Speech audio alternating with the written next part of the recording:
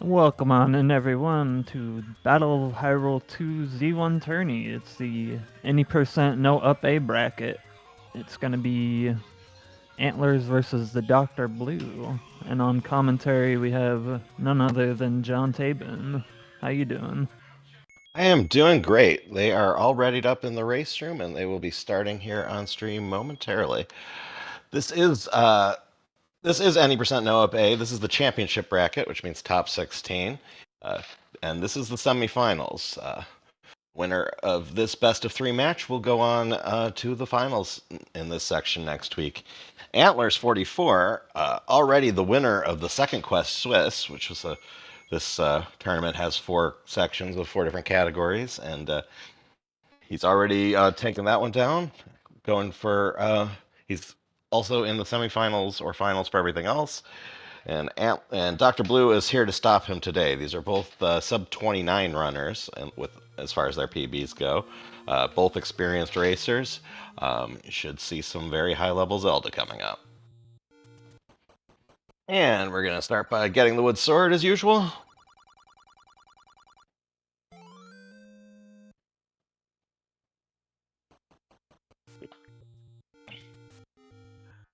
You wonder what if you ever wonder why they're so perfectly in sync at the wood sword, it's because you can buffer those inputs. You hold right as Link is coming in the door, and then hold up right while the old man's talking, and it tracks you to the sword in the minimum number of frames inside the cave.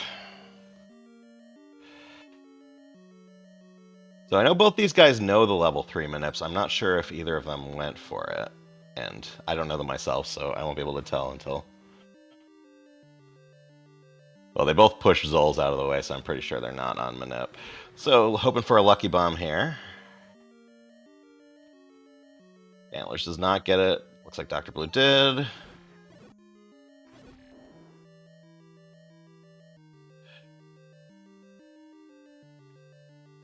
So, slight advantage for Dr. Blue out the gate, getting that 41% drop chance first bomb. But Antlerz coming in quick behind him.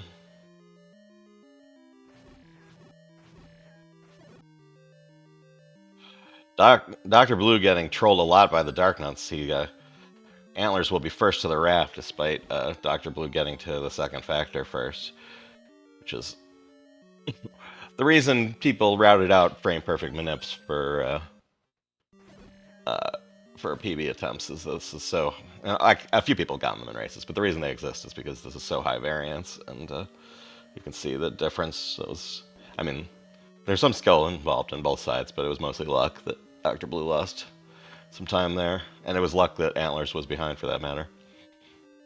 Most of the really unfair RNG, though, is coming up in the Manhandla fight, which they're both heading to. Dr. Blue topping off his bombs by getting the static pack.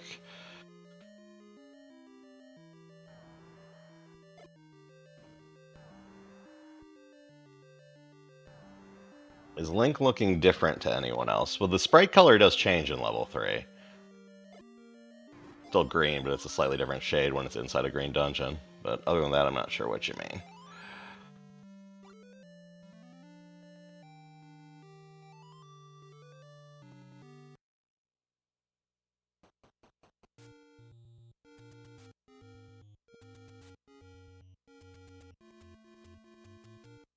Yep. They both get out of Manhandla. Antler's taking a fireball from the Zola. That might have been intentional. He didn't get the bomb from Manhandla, so now he knows his count because it's a 0 from getting that hit. Has to kill 10 enemies in a row to force a bomb drop.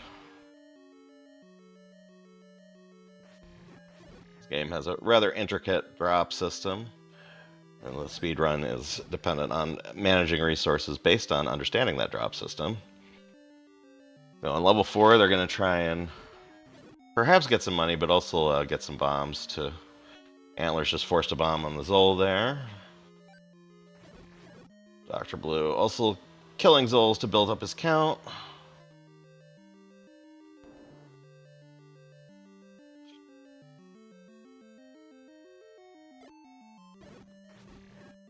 Fortunately, Antler's getting trolled by a keys. So Dr. Blue forced a rupee on that first fire. That means he's going in with an 8 count off the keys. Antler's going in with a... Yeah, Antler's went in with a 9 count because he forced on the Zols before. So he got his bomb force on the first Zol. Dr. Blue gets it on the second. And pretty good rooms for both of them, but Antler's is first to the ladder. And welcome in, Raiders from Zelda Speedruns 2. This is Zelda 1. I assume you are watching one of the sequels to this game. And this is the first game of a best of 3 in the semifinal for the championship bracket in the any percent no Up+A section of the Battle for Hyrule 2.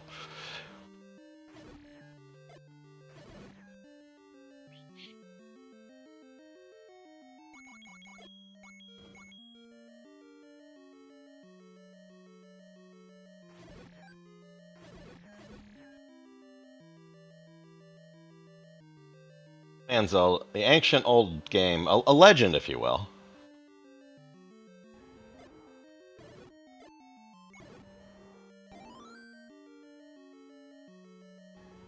So Antlers did not get any health drops after he took that intentional bop to get his count. So he has to do the Gleeok with no beams, which is a little bit tougher. Going for a bomb here. Looks like Doc Blue is kind of going for the same thing, but.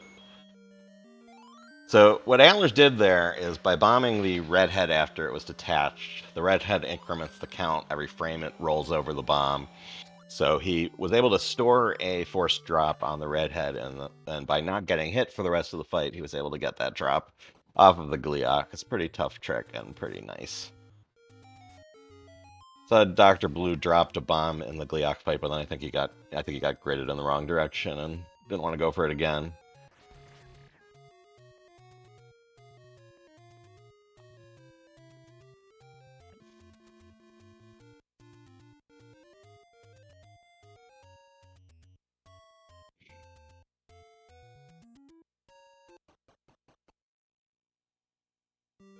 A bomb drop at some point in level 1. It's not strictly mandatory because he is going to level 2 next, I assume.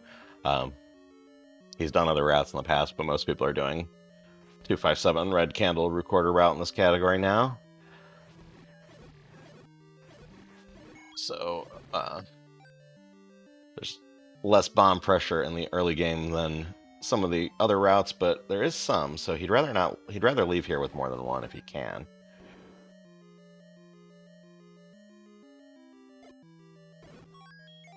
Antlers forces rupees on the Gorillaz. Dr. Blue forces a bomb. So they both got what they need, because Dr. Blue already had 20 rupees but needed bombs. Antlers already had bombs but was a little low on rupees. He has 19 now. They could probably both skip the Armos on the way to level 2. They need 40 rupees by the end of level 2. If they were way behind, they would probably stop for a 30 secret on the way, but since they're on pace, they probably won't do that.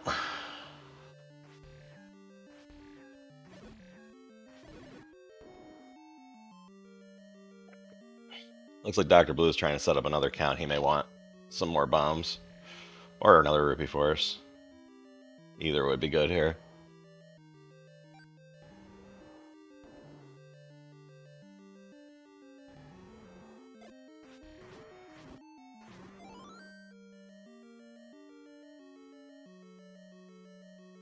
So, Antlers at the curtain just as Dr. Blue grabs the Triforce. They're just a refill apart, basically.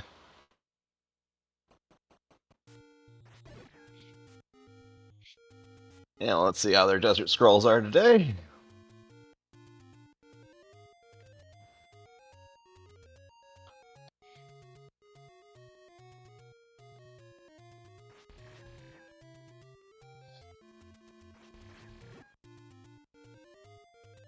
Pretty good for Bull.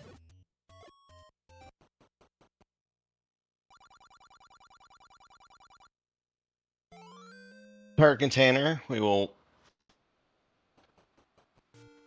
magical sword for this route for being humans and not Tatsas.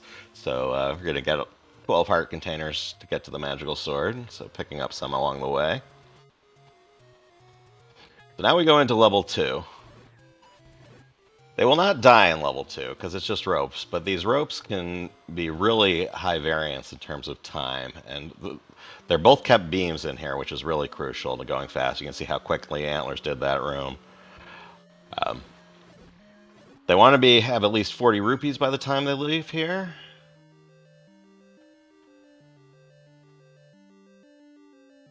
And they got some drops in the first room, so they're both doing okay on that score.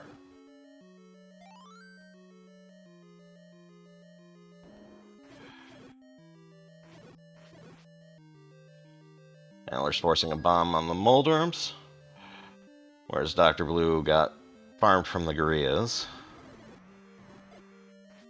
Antlers probably didn't want to pick up that clock, but it wasn't a big deal because they're lined up and beamable.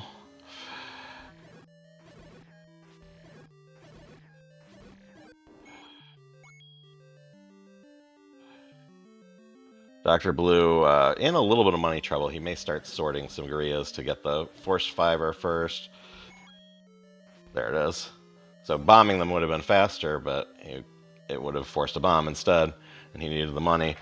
And he got a lucky bomb in that room too, so it didn't cost too much. Alright, next up is level 5. Goal here is to carry a count into the recorder room. We have 6 blue dark nuts. Blue dark nuts take 8 hit points of damage, and we'd rather not stab them 8 times with the wood sword. We'd rather... And bombs do 4 hit points of damage, so we want to do as much damage with bombs as we can. So not only are we going to carry bombs into that room, but we also want to carry a count so we can get another bomb pack. They are blue dark nuts, which are in the health group, so they can't drop bombs randomly, but if you kill 10 enemies and kill the 10th with a bomb, you can force them to give you one and speed up the room. So as they go up to the northeast to get the money, which will help pay for their meat and arrows later on, they are killing things to set up that fight. Let's see how they do.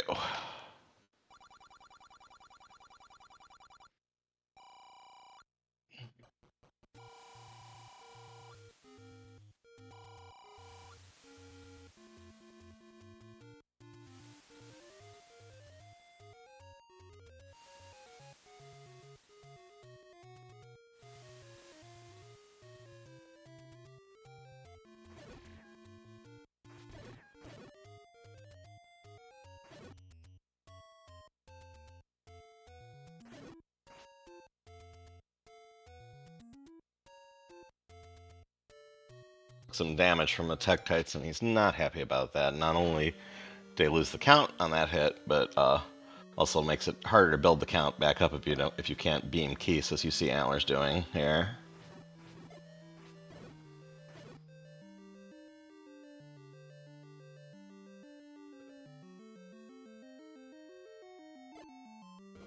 Alright, here we go. Antlers got hit, so he's not going to get his force bomb here. He can get some good groupings. He might still have an okay room. Ugh. Yeah, he's going to have to sword down these last couple guys, which will give Doc Blue a chance to catch up if he has a count.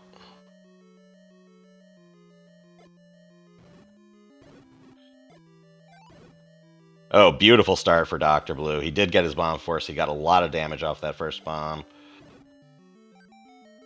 And that closed the gap. That room is the highest variance room in the game, and it just evened out this race, pretty much.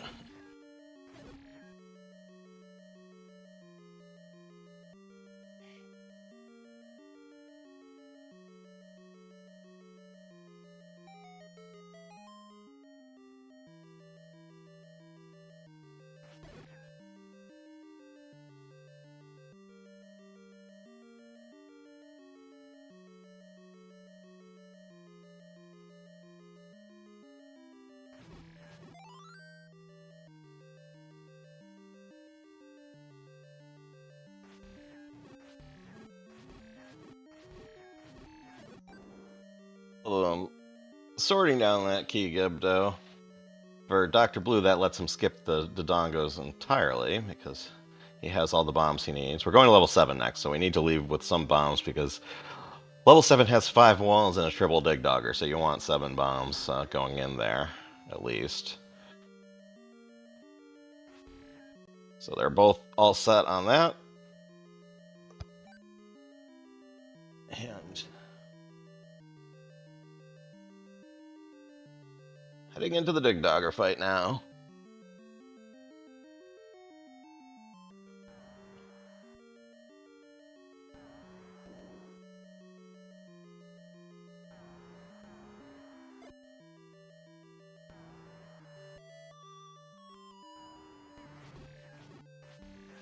And whistle and 4 stabs.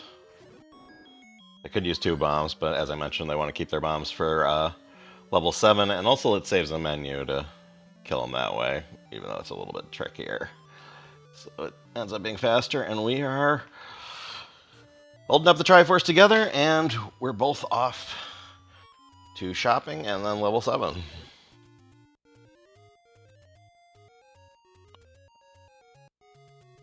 And Dr. Blue has taken a slight lead after being slightly behind for a while.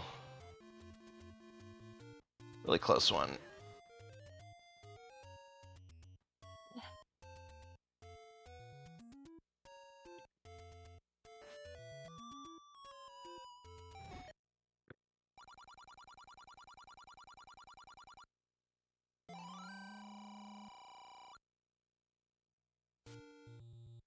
Add the meat together, that'll assuage a Gorilla we need to get past inside level 7, and they will get the arrows, which is required for Goma in level 6, and can also be useful elsewhere. Neither of them have a ton of money, so they're probably going to go for the bomb force on the river here, which is really tricky, but if they pull it off, it really sets them up nicely, because not only is it faster than either sorting everything down or menuing to arrows to shoot them down, it also refills their bombs, because they'll force a bomb as they're bombing things. So let's see, but the tricky part is not getting hit in these next couple rooms. Let's see, Dr. Blue pause buffering to get through those boomerangs. Looks like they both got through.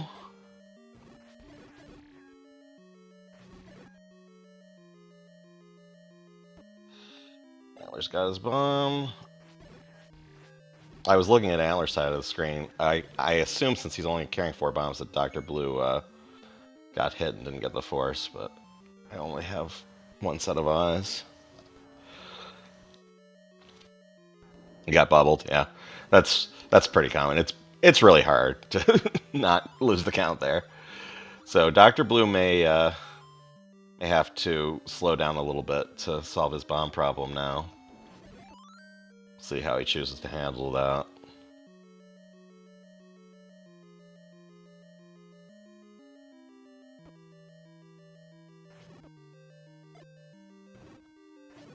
Antlers into the red candle.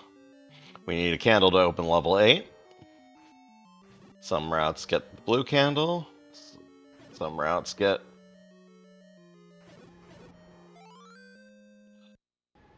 some, but this route gets the red candle, so we don't have to get extra money for blue.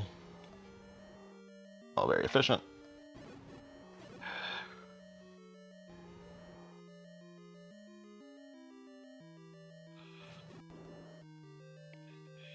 Dr. Blue not stopping to farm Gorillas. That blue Gorilla room he just left has a static bomb, which is off in the back up here, but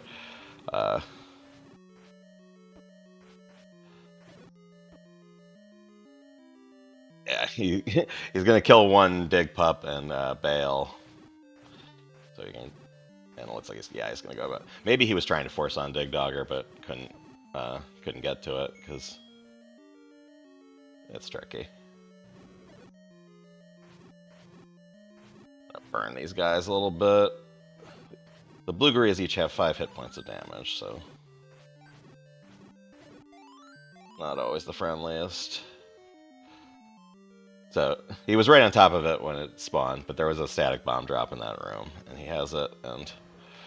But that gave Antlers a chance to open up a bit of a lead.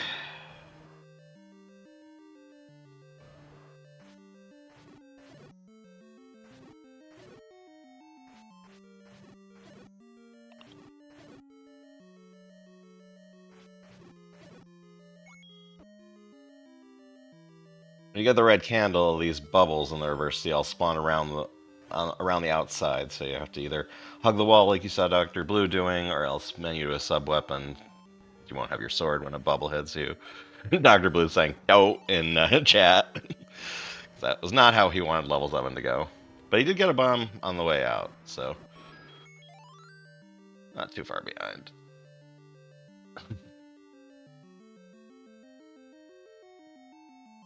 So Antlerz is getting his 12 heart container, which will make him eligible for Magical Sword. And to get to the Magical Sword, he's going to do the Rue Quarter. He will clip into the water and trigger the Whirlwind and the Raft at the same time, which will wrong warp him northwest of the destination. And he's whistling for level 7, so he's going to go northwest of 7 into the Graveyard, which is right next to the sword, and close to level 6, which we're doing next.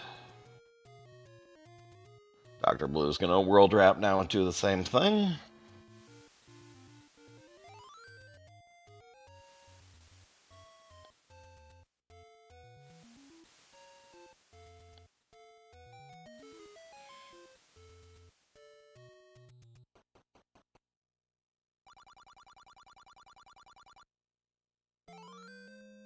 The Armos here as he whistles. The point of that is you saw them enter through the Armos in level 5. When you enter through an Armos instead of the front door of a level, it skips the animation of Link going down the stairs, not only on the way in, but also on the way out. So it adds up to more time than it looks like.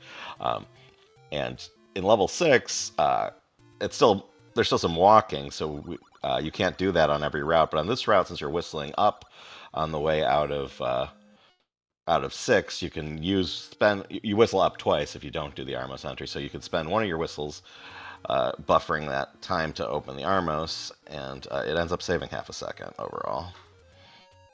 Antlerz into Magical Breakfast 1. Dr. Blue doing the same Armos entry in level 6.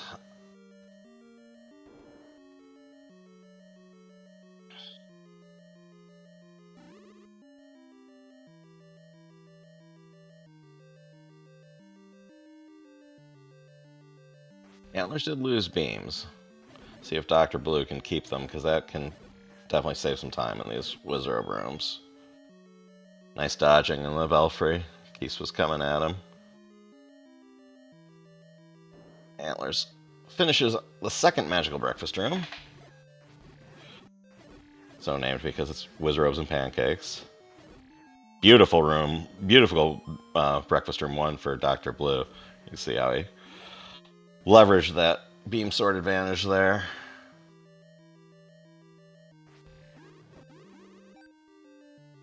Ooh. He takes a really hard to avoid beam in the dark mode, though, so he won't be able to do quite as well in the second breakfast room. But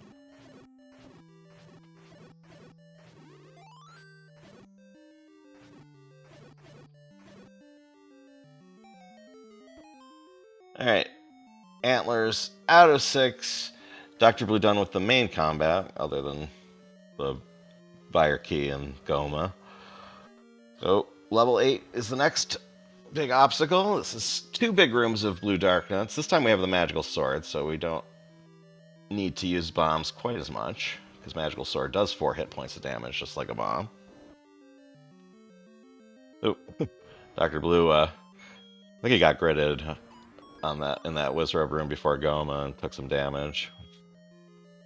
Well, the only cost is on the refill. Each of these hearts, each half heart is an extra 21 frames of refill, so about 2/3 of a second per extra heart of refill, which is why we try to avoid damage and grab fairies from bosses when we can. Unlike a lot of speedruns, the damage boosts do sometimes have a cost.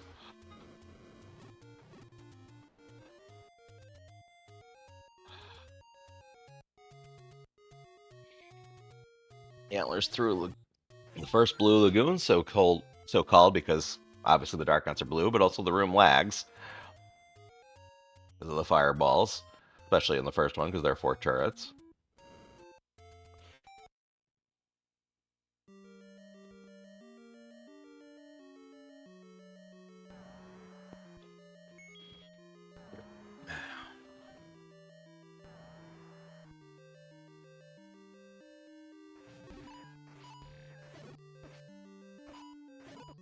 to Gliok as Dr. Blue into Lagoon 1. We often do trade damage for time on the Dark Nets. I just mentioned the refill system makes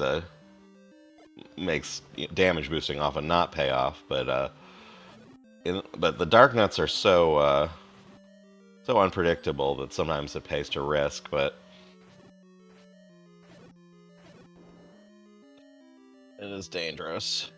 So Dr. Blue only with 4 hearts, heading into the final stretch of 8, but Antlers is off to 9 already.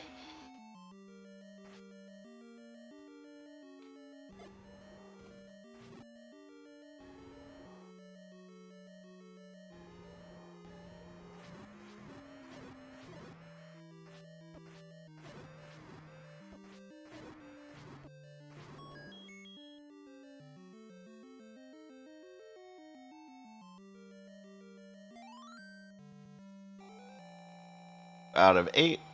Sorry, I had to turn off my mic to cough there. And Antlers entering 9. He gets hit, but gets the health back, but not going to force in this first double river, but he does need this key.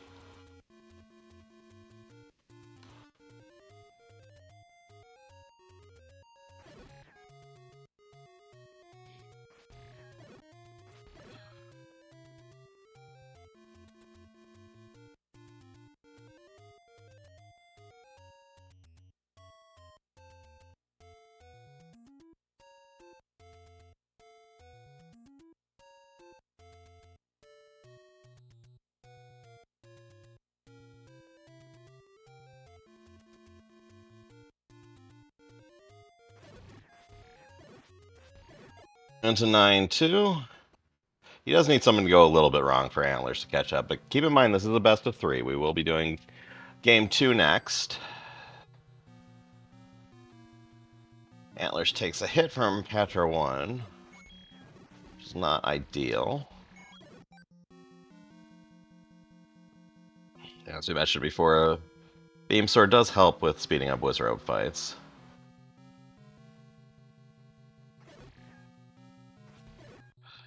But for no beams, that wasn't too bad.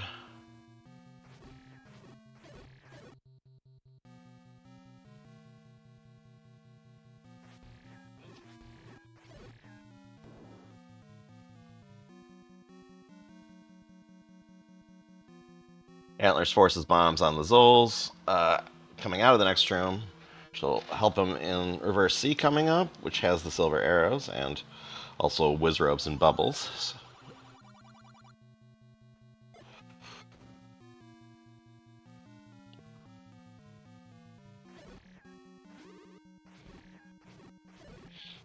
Nice backswing by Dr. Blue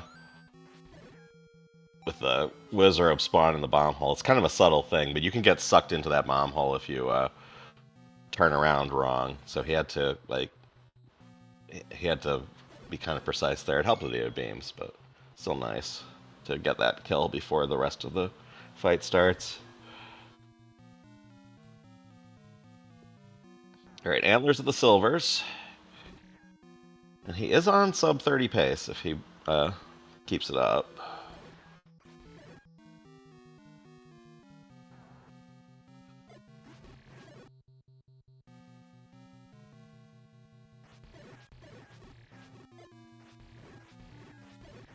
Dr. Blue getting the clip and beam strat in Reverse C, which is about as good as it gets, because he kept beams there, and the point of clipping into the blocks is that the bubbles can't take your sword when you're clipped into a box, so you can just beam and bomb and get all the Wizrobes quick like you just saw. Love to see that.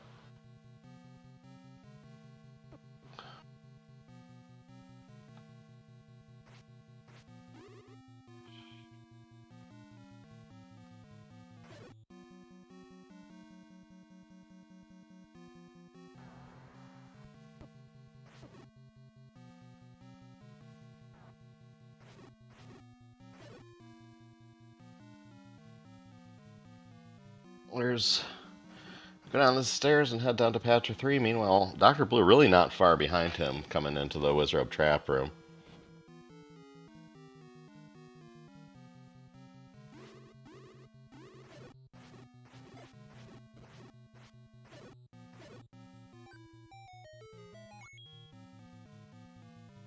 And here's Ganon on Antler's side.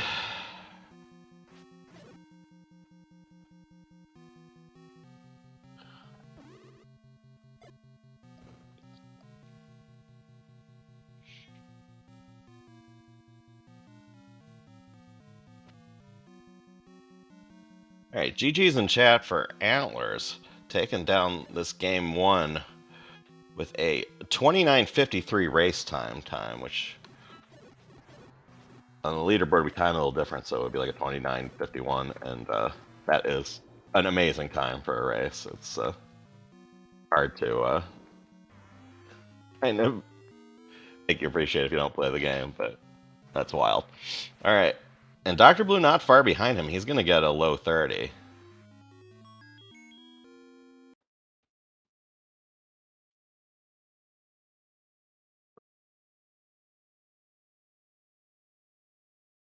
And that is a 30:29 for Dr. Blue. Great runs by both of them. Looks like runners need a quick bio break, and we'll be back in a few minutes.